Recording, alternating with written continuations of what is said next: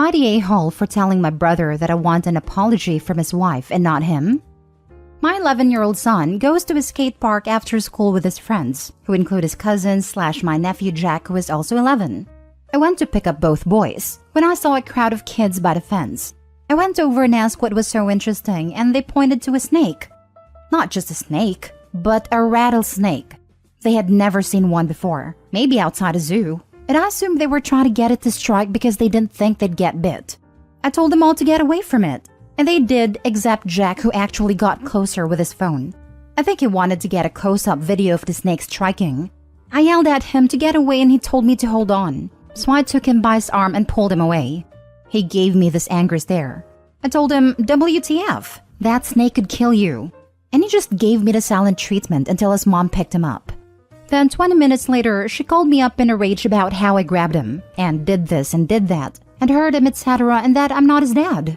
I asked her if her sweet angel told her about the rattlesnake that he was provoking. She said, what snake? And I just hung up.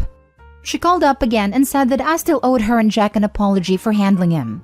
I told her to shut the heck up and check his phone and see if I did any of that stuff, as his camera was recording everything. An hour later, my brother called me up and said what Jack did was stupid and he was happy I was there, but I still owed his wife an apology for telling her to shut the heck up. I said I'm not apologizing for nothing, at least until she apologizes to me for coming at me sideways twice. He apologized and I said not acceptable. She needs to apologize. Now for the top comments. Not the a-hole. I don't think you did anything wrong. If you didn't end up helping Jack, he would be snake poor right now. You're right to demand your sister-in-law for an apology. I mean, no rattlesnake can eat a human, so that's a silly suggestion, but otherwise right on. You're completely in the right here. Your brother demanded you apologize for dismissing a false accusation, so you're definitely not the a-hole for insisting she apologized for false accusations. He wants to avoid drama in the family? He should have handled the entire convo with you from the beginning. She comes in hot, she can be embarrassed. She also needs to thank him after the apology. The bratty nephew should have to apologize to his uncle for lying about the incident, and also acknowledging that he was in danger. Then thank uncle for probably saving his life, or at least saving him from the trauma of a snake bite and subsequent anti-venom treatment. Or to give up his rides home from the skate park. Not the a-hole. I had a somewhat similar experience when I was in grad school, waiting at a bus stop, and a little boy jumped into the street for his toy, right in front of the bus. The bus wasn't going to stop for another 10 feet, so I grabbed him by both shoulders and jumped back and we both fell onto the sidewalk, but clear of the street and the bus. His mother, who was about 30 or 40 feet away, ran up and started screaming her head off that I'd attack her boy. I suspect she'd have gotten violent with me if there wasn't a small group of folks who were helping us up and making sure we were okay. Someone, maybe bus driver, told her that her boy might have been dead instead of having a skinned elbow. She still didn't apologize and just turned her anger on the bus driver, who she accused of trying to kill her boy. It really was something else. I left my name and number with the bus driver in case that woman made a complaint like she threatened, because the driver hadn't done anything wrong either. I'm glad you had a group of people to back you up. Stories like yours are exactly why I say being a parent does the opposite of lend you credibility. I almost feel for that mom, because it's like she physically couldn't reason in that moment. My child was hurt, was overriding her brain function, and she had to point blame with her only consideration being where to point it. Next story. Am I the a-hole for wanting to spend time with my wife instead of babysitting my little sister? I'm 24 male and my wife recently had our 5-year anniversary. We had planned to go to a nice restaurant, then ride in a hot air balloon and then go to a lake and relax. I was going to buy her flowers and all. Then out of the blue, a day before my anniversary, I get a text from my mom demanding me to babysit my sister for a week, while she and my dad go visit my aunt who recently got diagnosed with leukemia. Now, I love my sister. We're 18 years apart, but are still closer than ever. She has a bit of a mental challenge, but otherwise is a pretty normal kid. I was debating whether to say yes, but I didn't want a kid in tow while I was having a date with my wife. So I politely declined and didn't get an answer. So I thought it was okay. The next day we're at the restaurant when my phone starts buzzing like crazy. I check it, and it's filled with text from my mom and dad. They're calling me all sorts of things and saying that they showed up at my house, only for it to be empty. They're now ignoring me when I write to them and I haven't gotten an answer. Am I the a-hole? Edit. My sister is currently staying with a family friend who we've known all our lives. The friend has 2 kids who are very close to my sister. The family friend said she wouldn't mind keeping her for the week as she gets a break from her twins and encouraged me to relax. My aunt is not in critical condition. She is doing fine. She also lives far away and it takes a couple of hours to get to her. Not the a-hole. This is ludicrous. Whose child is this? One day before my anniversary, I get a text from my mom demanding me to babysit my sister for a week while she and my dad go visit my aunt. They need to understand that this is not how things work. One thing I don't see anyone pointing out is, in Opie's edit, they say the aunt isn't in critical condition. If there was no rush, why did his parents choose the exact date of his anniversary to go out of town? They could have easily waited a couple days when Opie's anniversary was over. I get the impression he would have had no issues in watching his sister for the week. It's a human reaction, much like people rushing to see people on their deathbed when you otherwise haven't bothered for a decade. When someone gets a bad diagnosis, people want to visit immediately, even if that's not necessarily helpful. I know people who hide diagnoses for that reason, because there's a feeling time is running out. Entirely possible that in the instinctive panic they forgot the anniversary. If the parents had an honest miscommunication when they were worried, that wouldn't be an a-hole territory. But they're blowing up at Opie when he texted them a polite decline is firmly in a-hole territory. Worst case, they ignored his polite decline and were intent on dropping her off anyway, which is firmly a-hole territory. In either case, his parents are the a-holes. Not the a-hole. You had plans. You politely declined, with notice. You were not your sister's keeper. It's on them to find a sitter and they had plenty of time to do so, but they failed to do that. I hope you had a lovely anniversary in spite of it all. Even with the info that your aunt was diagnosed with leukemia, you're not the a-hole. It was still on them to either make other plans or communicate with you at all, rather than making demands. If they chose to go just one day later, then you could have decided if you'd be willing to keep your sister for a week. There were workarounds and other options. They just chose to ignore all of them. They're calling me all sorts of things and saying that they showed up at my house, only for it to be empty. The fact that you're even asking if you're the a-hole combined with the above suggests them ignoring your answers to them asking you for something probably isn't that new. I can see why they'd want to comfort your aunt, but you had plans. It was your anniversary, and no is a full sentence, not the a-hole. Yes, the thing that irked me is they demanded it, instead of asking.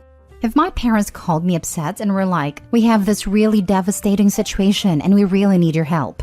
Can you watch X for Y number of days? I would definitely help, even if it was not ideal timing. But tell me I'm doing it? Politely F off. Next story. Am I the a-hole for cussing at a teacher after she gave my information to a reporter? I'm one of the few but growing number of single men who forgot marriage and became a dad on my own. In my case, I used a surrogate 3 times, so I have 3 boys between ages of 5 and 10. When they started school and started to make friends, I did tell a few parents because they wanted to know more about me before letting their kids spend time with my kids. Most were intrigued for a few minutes, but that went away once they realized how normal we are. I'm neither advocate nor opponent of single-parent surrogacy. I did what worked for me. I also don't promote it the same way people promote their personal lives for clout. In fact, I haven't told anybody about it in years. That brings me to my son's 2nd grade teacher, Mrs. F. I got a random call from a reporter asking to interview me for a magazine piece on men resorting to surrogacy to have kids. I thought it was a joke, but he had all sorts of information including the names of my kids and what I did for work. I asked how he got my information, and he said from Mrs. F, who is a friend of his. In fact, she gave him my number. I was pissed. The next day, I told Mrs. F about a call, and she said it would be so exciting to be in a magazine and online. I asked, why the heck did she put my personal life out there? That's a total betrayal. She said she didn't know I'd be that upset and simply thought that I'd be open to it. I told her that I didn't tell her my business, let alone give her permission to spread. She didn't say anything, so I called her a freaking moron who needs to grow the heck up. She probably thought I'd complain to the principal, but that's not my style. I won't tell you stuff to your face. But now the vice principal is acting like an intermediary between us after she said I cussed her out. He did say that I was out of line, but that she was even more way out of line. and he asked me to be understanding because she's young and lives online. I told him that he's just mad that he actually has to do some work now. And the funny part is that I'm not even mad at her anymore. I don't like her, but it's not like she matters in a few months. Now for the top comments.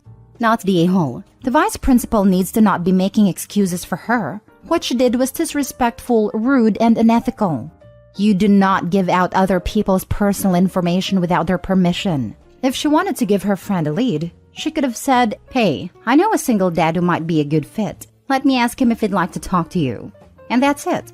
Nothing about your contact info, life, and especially not about your children. Actually, she may have broken a law. I'm not super familiar with the FERPA, but she may have seriously violated it. That is no joke either. It's a serious violation. There is so much protection in what school can give about children. I'd ask for a list of the kids' names for a Christmas cards thing my little sister wanted to do. They were not allowed to give it because it was sensitive data. I cannot imagine how many were broken to not only give their names, but also the parents' contact info and his occupation. He asked me to be understanding because she's young and lives online. You were understanding. You didn't report her to the principal in an attempt to get her fired. Instead, you reamed her like she deserved to be. Logical consequences. Not the a-hole. I think that was his way of blaming it over a generational misunderstanding between a Gen Z and a millennial.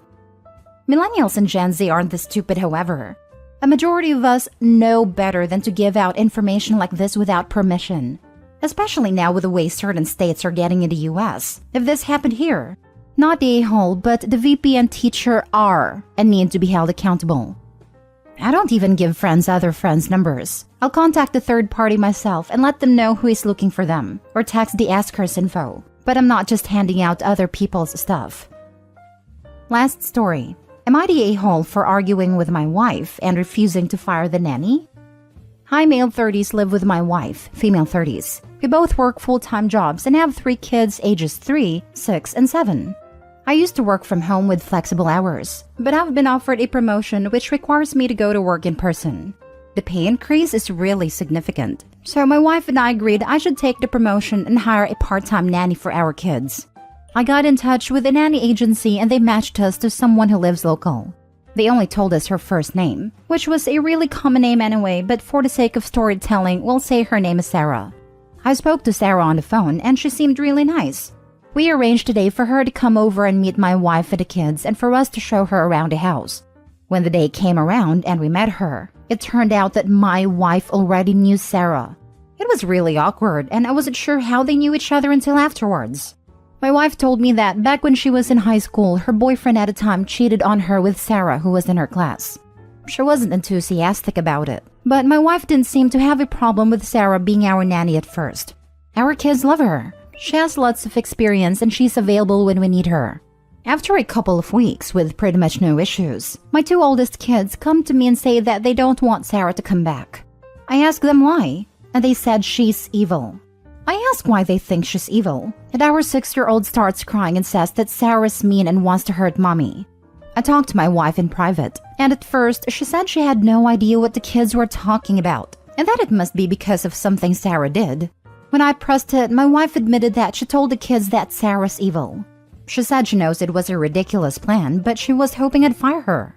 My wife asked me to fire the nanny because their history makes her uncomfortable. I asked why it wasn't an issue before, and my wife said she just needed to think about it and she's decided Sarah has to go. I told my wife that we can find another nanny, but until then, there's no reason to get rid of Sarah, and that she was out of line for trying to weaponize the kids against her when Sarah's no danger to them. My wife disagreed and said that we need to just fire Sarah ASAP and hire a temporary babysitter until we can find another nanny. She said that she wasn't weaponizing the kids, she was just setting boundaries. This turned into a really heated argument, and I called my wife insecure and controlling and told her she needs to go to therapy. My wife said I'm being inconsiderate of her feelings and need to put myself in her shoes. This was one of our biggest arguments in a very long time, and I just want a neutral opinion on whether I was wrong. Everyone sucks here. Your wife shouldn't be talking trash about Sarah to your kids, but you also shouldn't be insisting that Sarah remain hired. There are plenty of other people who I'm sure would be equally as nice and fun as Sarah, with the added bonus that this one won't have painful beef with your wife. Everyone sucks here. Opie, this is just ridiculous. Your wife was way out of line to say that to the kids and try to use them like that. And it sounds like she did some actual, hopefully just temporary, emotional damage in doing so. But she's right, Sarah needs to go, immediately. Why the heck would you want to keep your wife in a clearly uncomfortable position, much less continue to keep your kids in this situation? Keeping Sarah around for a couple weeks more, just because you don't want to bother finding someone to fill in until you and your wife find a permanent replacement, is a terrible idea, and it shows your wife and kids that you don't give a crap about their feelings. Save your kids and your marriage, and Sarah frankly, and more foster clock exposure. Plus, I'm sure it's a bit of a slap in the face to feel like her husband is picking Sarah over her. Yes, it was very naive to have hired Sarah in the first place. Oh, but well, my wife seemed okay with it. I'm sure it will be fine. Just know, sometimes someone is perfectly nice and qualified, but just not a good fit. Especially in a job like a nanny where the person is spending lots of time in your personal spaces. And I'm sure there are any number of other equally qualified and equally nice nanny candidates that the agency could refer. Equally, I am horrified that the wife would frighten her children like that, in a passive-aggressive attempt to get Opie to fire Sarah, as opposed to just saying, "Hey honey, I gave it a try for a few weeks, but I'm just not comfortable having Sarah as a nanny, because of our past history." The fact that the wife felt the need to do such a roundabout manipulation rather than just talking, I think Opie's right in that she could benefit from some counseling, because that is not a normal or healthy way to deal with conflict. But hiring Sarah in the first place was dumb. Everyone sucks here.